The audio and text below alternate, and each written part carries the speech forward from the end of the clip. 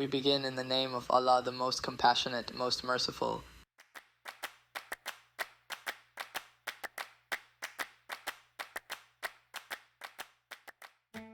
Left on Red, Guided Instead, podcast is brought to you by Azwaja Matchmaking app. Left on Red. Guided Instead. Assalamu alaikum. My name is Ishan Zedi. Assalamu alaikum. My name is Mustafa Sayed.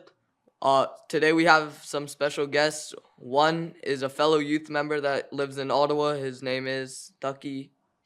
Yeah, assalamu alaikum. My name's Stucky, and happy to be here, guys. Yep, happy to have you. And then number 2, we have our very special guest, Sayed Ammar, coming straight from London just to be here. Thanks, Mustafa. Thanks, Ishan. Thanks, Taki. Great to see all you guys, man. Yeah. Pleasure. Of course. Thank you. What are we discussing today? Today we're gonna be discussing how to navigate complex questions while using wisdom, on wisdom.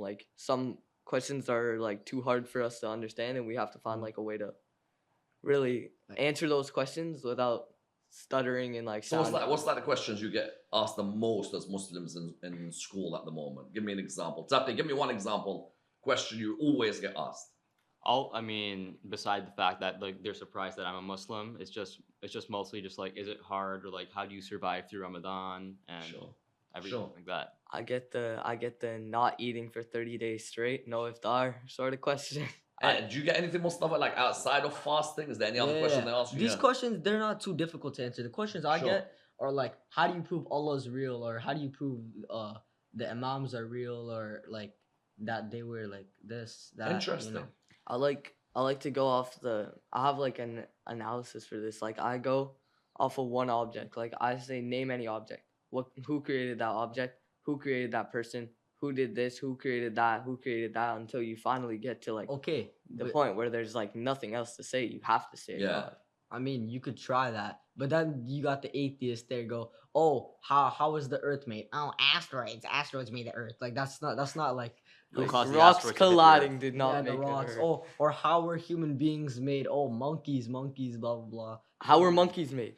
I think the first thing when you navigate a question with wisdom is to also try your hardest to appreciate the other argument. Mm-hmm. You know, sometimes you could fall into a trap where it's these guys are so stupid, they're so ignorant. No, at the end of the day, they're trying to find God. You were lucky you were born into a Muslim family. Had you not been born into a Muslim family and born into an atheist family, you could have easily been atheist. Mm-hmm. So I think sometimes we also have to appreciate that not everyone's backgrounds is the same as ours. Someone might be coming from a good place when they ask such a question. Someone could be coming from a bad place. Islam or no? Yeah. And that convert to Islam, there could have been 2 ways to navigate his question. One could have been, I could take the mick out of him. Mm-hmm. And the other one could have been that, hey, I respect your question. I think it's important that you ask questions. Mm-hmm. And the Quran is full of verses that begin with people asking the Prophet Muhammad, peace be upon him, and his family questions. Mm-hmm. Have you ever heard verses that begin with yas'alunaka? Yas'alunaka, su'al in Arabic is question. Yeah. And the Prophet, peace be upon him, his family, he didn't want a community of blind sheep.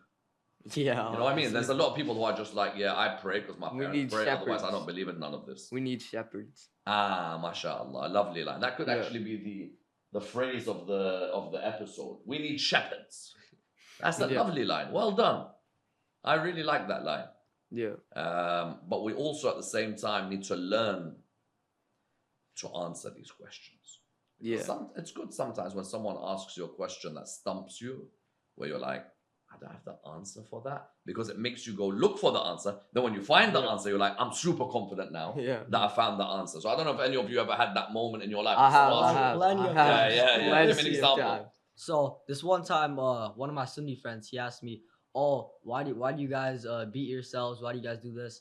I don't remember what the answer was, but at the time, I was really stressed out. I was like, I'm not sure. And then he asked me another question. It was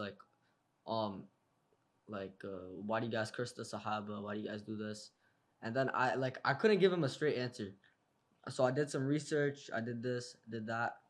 And then after I got some answers down, I told it to him. And then he gave me another difficult question. Yeah. And I was like, how do That's I good. answer this one? It's healthy. I have like my friends, like my Sunni friends, saying, "Why do you pray with the sajdika?" Yeah. Yeah. Right? That's a complex one because, to be honest, I don't know the answer. Oh, I know Yeah. that. I know that. It's because the Prophet used to pray on natural materials. Well done. So Like you see, clay, so you that's clay. yeah. So that's where you guys can bounce off each other. The Yeah. Prophet himself used to pray on the Exactly. earth or on pebbles. Yeah. And I think also for your generation, it's very important that you keep up to date with the YouTube lectures that I give or others give. Yeah. You know, just try and keep up. Why? Because remember, I zoom in with the camera on the page of the actual hadith. Yeah. And I think sometimes you need that reference. Yeah, you You need know? to like see it with your own eyes. You need to see it with your own eyes. Yeah. But it's good. It's good that people ask questions. How do you navigate with wisdom is an interesting point that you had earlier raised. And I think even the Quran says that when you call upon God's message, call upon with wisdom and with a good word and talk to them in that way which is better. So what that means is if someone doesn't agree with me, when I talk with them, I don't need to make fun of them. I could say like, listen, I appreciate your opinion on this issue, but this is how I reached this conclusion. You know, and that's a very polite, civilized way of doing things. Yeah, you have Otherwise, it becomes a slanging match. because then you're just disrespecting someone else in a way. Like saying, "Oh, that's so stupid. Why would you say that? That's Sure. dumb. Why don't you think of this?" Right? Sure. You can find And a way to you'd say be it. offended if they said your point was dumb. Exactly. Yeah. So why is it okay for you to tell someone that's dumb, but then when they say about your point, you're like, why are you taking you're out of my religion, and be like, well, you just made fun of me. Actually, there was an interesting verse in Surah 6 of the Quran, verse 108. I don't know if any of you guys have Quran apps on your phone, but I do. But you do? I'm pretty sure I still do. Yeah, well, if you don't, then I advise all the youth who are watching this to try and download the Quran app. Yeah. And there's one verse that says, don't abuse the idols of the idol worshippers, for they'll turn around and abuse your Lord.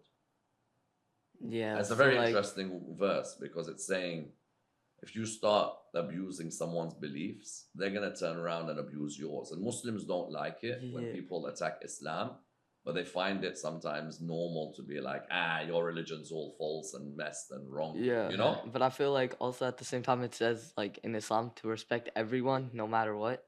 You don't have to support them in any way. Let's say like LGBTQ, for example. We don't technically support them, but we still have to have respect for them, and we should have like respect for everyone, no matter what religion, race. Yeah, look, in any society, you have to respect the laws of the land. Yeah.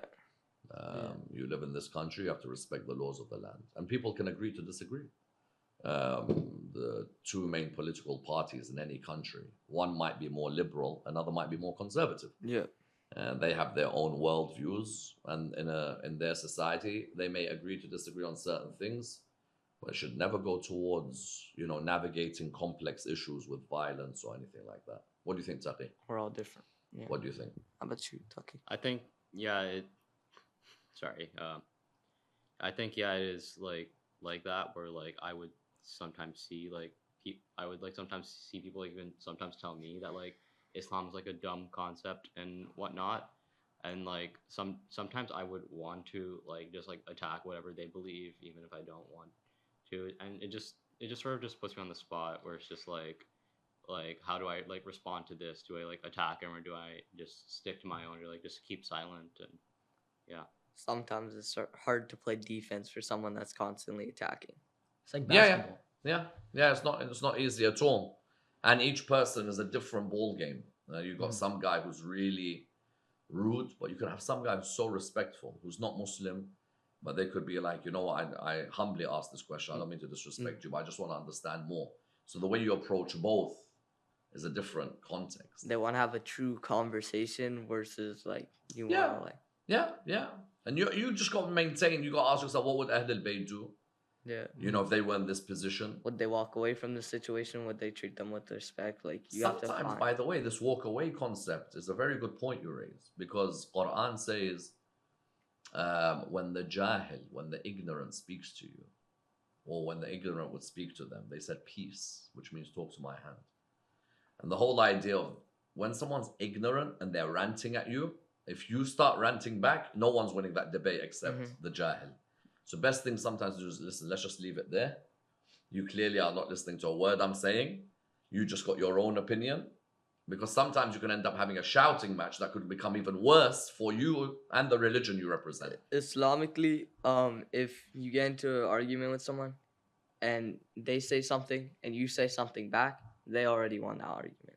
Because Yeah, like really, especially like- if that person's very arrogant or rude in the way Yeah. they're saying something. Like I remember, sort of just like an example of this, just that at the time of Imam Hassan, there was this person who was, I'd say, who was exposed to like Muawiyah's like propaganda about Yeah. like the Ahlul Bayt and like how evil they are. So like when he went to like where Imam Hassan was and he saw him, he started ranting at him. But instead of like Imam Hassan like interrupting or like walking away, he just waited, and then after the man's rant was done, he just said like if you're lost then we can help you. Sure. If you're he let his actions and his words do the talking, or he let his actions do the talking instead of like actually like shouting or like trying to like refute or go up against him. Even the Prophet, peace be upon him, and his family, who came with the main mission of akhlaq, he was also always so respectful with people who were very rude towards him.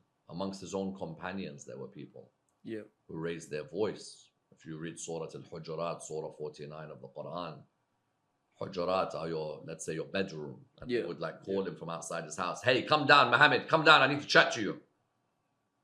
well, I'm chatting to you right here. But look how disrespectful that is. Yeah, You know, you wouldn't even talk like that to your dad. There's a way to talk to somebody who's older than you, true? yeah. Yes. You have to treat him So with they were respect. rude to him. And the Quran actually exposes this rudeness, where even the Quran says, don't raise your voices above the voice of the Prophet. There's a way to talk. Yeah, When you want to get a point across, Educating even it. with your own siblings, sometimes we could be very, very weak in public, but with our siblings, we're very macho. yeah. Why? Yeah, that's your sibling, that's your Because brother or your sister. You should be even more softer with them. You should be more humble with them. You should talk to them in a softer way. I feel like we're trying to get a like more power role. Yeah, there's no need. There's no need. Yeah, we're all family here. Like there's Yeah, no- exactly. And there's a way to talk to people as well. Mhm. Yeah? Yeah, Was that cool? Yes. Enjoyed it? yeah. Yes. Brilliant. All right, Momo, would you like to give the conclusion? Yeah, so with the time we have left, I'd like to conclude this while saying, so basically, you have to come up with a very respectful manner, and you're not supposed to like shout in their face. It's not an argument, it's just a conversation. Mm-hmm. And let's say someone comes up to you and they start arguing with you and yelling at you. Either you just walk away or you be respectful to them, because like something that you say to someone else could project off of you, and maybe they'll be respectful back after that and realize their mistake. Well said. Well said. Thank you. Yeah, Of course. Yeah. Okay. All right. Left all red. Got it instead. Left on Red, Guided Instead podcast is brought to you by Azwaja Matchmaking app.